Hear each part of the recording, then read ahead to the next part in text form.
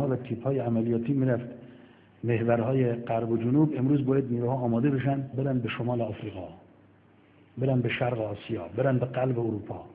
باید آماده عملیات‌های جهانی باشیم. ما که دیگه پیر شدیم، نسل بعدی باید طوری تربیت بشن، آماده باشن که از این به بعد تو 3-4 دهه آینده باید آماده باشیم برن به کمک برادران مسلمانشون در شمال آفریقا، در جنوب آفریقا، در شرق آسیا، در آسیای میانه، در قلب اروپا مسلمین رو آزاد کنن. دیگه بین المللی شد، تمام شد. انقلاب صادر شد، گفتیم انقلاب صادر میشه، صادر شد رفت. بچه‌های ما در 5 قاره عالم دیگه حضور دارن و دارن همه جا علیه استکبار می‌جنگن. مقدمات ظهور رو باید فراهم کرد و باید یک جهاد بین المللی رو دامن زد. از هیچ کس هم نباید ترسید. انقلاب اسلامی ایران مادر همه انقلاب‌های اسلامی است.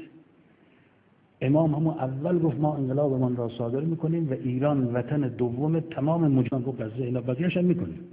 شوخی فکر می‌کنیم ظرف 7 ماه 4 تا رژیم عربی سقوط می‌کنه.